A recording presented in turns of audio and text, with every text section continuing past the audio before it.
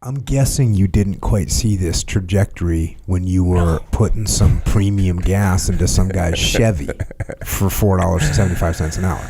Because I worked at Wendy's. Did you really? Yeah, I worked at Wendy's. What did you do there? I was the burger cook guy. Okay. Which I would make burgers, and it's interesting. You go to Wendy's, the burgers are fresh, which means when 8 people walk in, they make a rough guess. Sure. And they'll go, put on 10. So you put on 10. Yeah. And if 2 of them don't sell, they go into a bucket, and that bucket gets turned into chili. But, I did not know that. Yeah. So I'm working at Wendy's, and I knew I wanted to go in the military at some point. At what point did the military seem like the call? Oh, actually, let me hear the worst day of the 17-year-old Van O working at the gas station. Not eating. Just no food. Just not eating.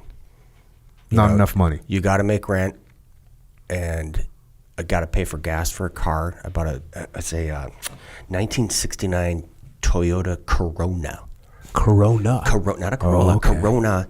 It was built in September 69, same month and year that I was born. It was red with a white racing stripe, man. $500. Boom. Cash on the barrelhead, right? You got to pay for gas because you got to go to work. You got to make rent.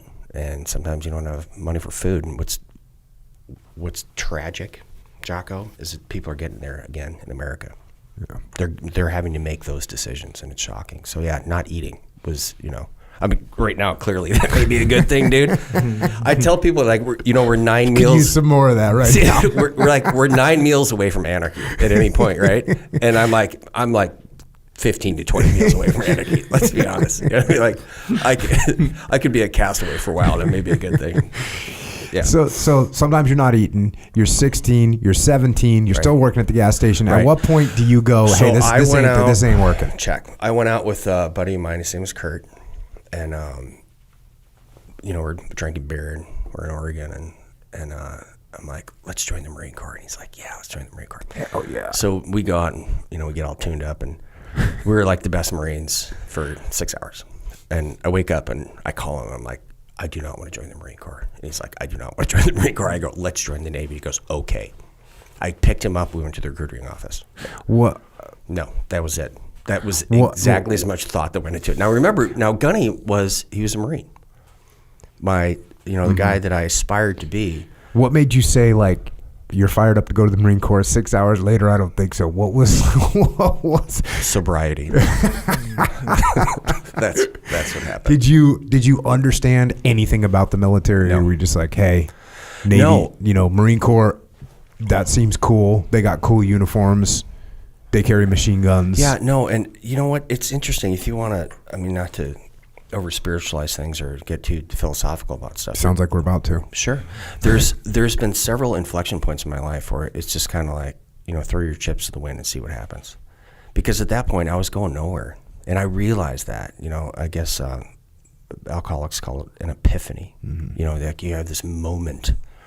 And I kind of had that moment where I realized this is just not, I don't want to live this way the rest of my life. Right.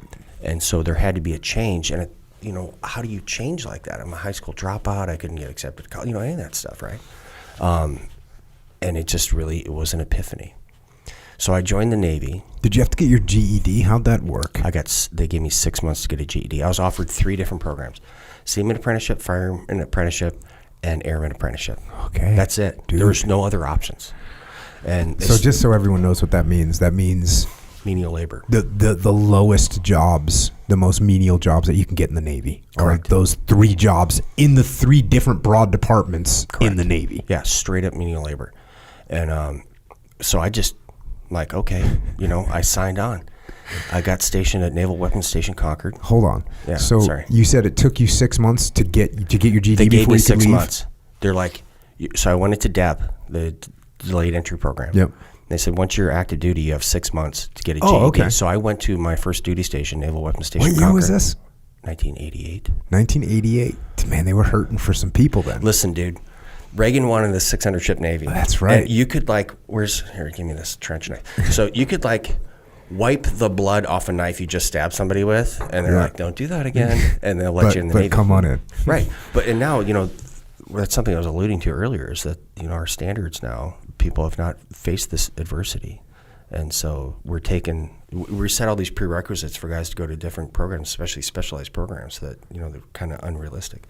But yeah, so I would drive up over the Benicia Bridge. I can't remember the name of that, Mare Island. And I would take classes, and I took my GED and, got that within the 6 months. And so you're 18 when you actually get in the Navy? I was 18. I turned 19 in boot camp. Okay. So you turned 19 in boot camp. How was boot camp? It was just boot camp. Was it a shock to your system? Were you like... No, I was not one of those guys. Were you totally happy to be there? It's 3 hots and a cot, man. Yeah. You like food. Yeah. Apparently.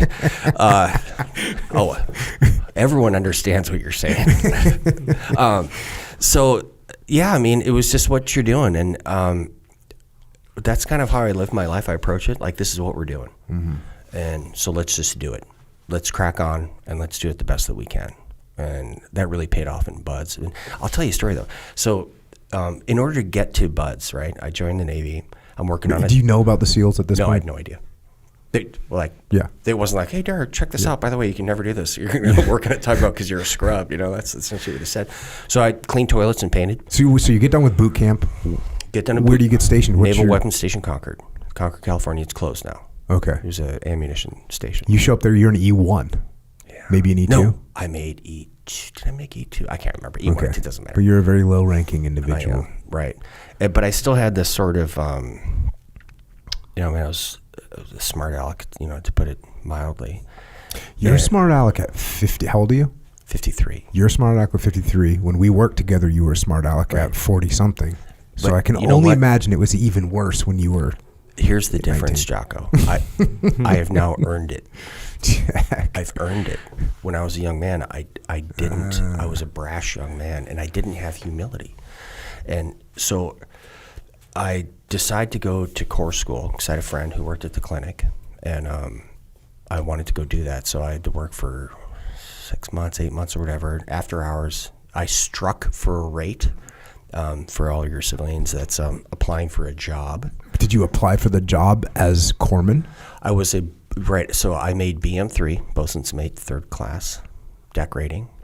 And then I went and became a corpsman. But so here was the turn. A 1/4-inch shackle turned my life around. And that's a shackle. I don't know how to describe that. It's a fastener. It's a fastener. It's like a nautical metal thing, right? And so... I was standing on the fantail of the YTB, that's yard tugboat 828 Katahakasa. All yard tugboats in the Navy are named after American Indian chiefs, in case you're wondering. So I'm on the fantail, that's the back of the boat. And I get beamed in the back of the head with a 1/4-inch shackle. And I turn around, and there's nobody there. And I'm like, if I don't change my ways, these people will kill me. And that really opened...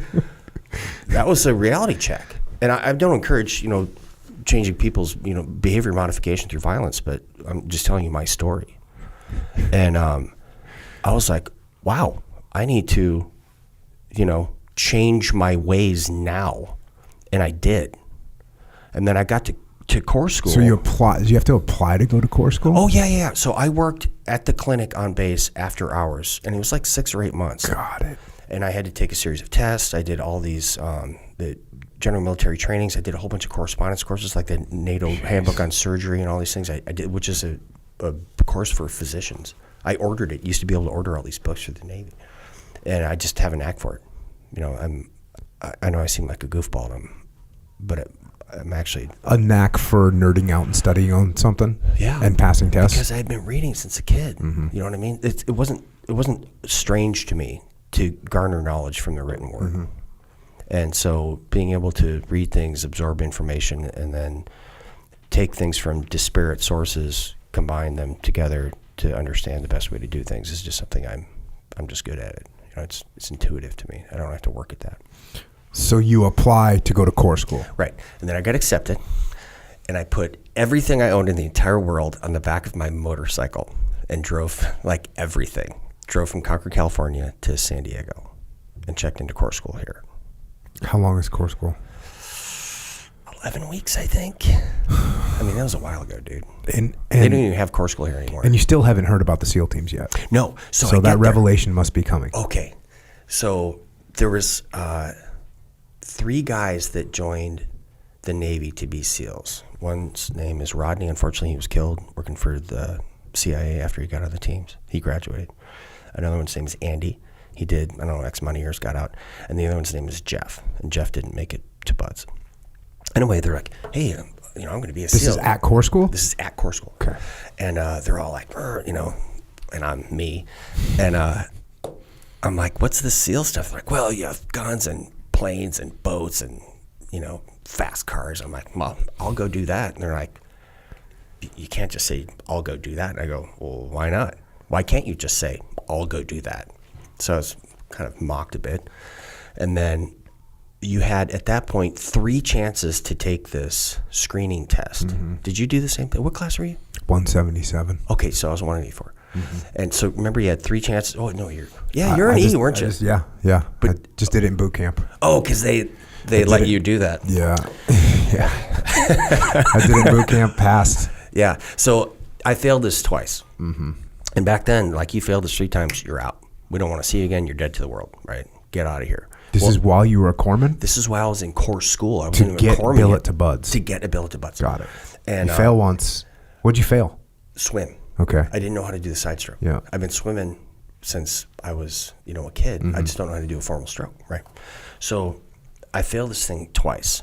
And they started renovating the barracks, which is not the oldest, but the second oldest building in San Diego at the Naval Hospital. No, that was our barracks. So they moved us to 32nd Street, the Navy base down there. And by now, this is a personal thing at this point because of the push-ups, sit-ups, run. I don't know if you did dips. Anyway, crushed all those. Pull-ups. Yeah. Right, crush all of them. Can't do the swim. So I go to the pool. There's a 9-year-old kid in the pool, and he's doing the side stroke. And I'm like, hey, dude, can you show me how to do that? Because there was no mentoring then. Remember that? It was go do this. Yeah. No mentoring. I go, hey, man, can you show me how to do that? A 9-year-old kid. And he's like, yeah. Just grab an apple, pull the apple down, get it with your other hand, throw the apple away, grab another apple. Oh, just keep doing dang, look at that. This kid was good. Right, that's a side stroke. So, I did it, passed the test. That quarter-inch shackle gave me the humility, which was the thing that I was missing as a young man, to be able to ask a 9-year-old kid how to do the side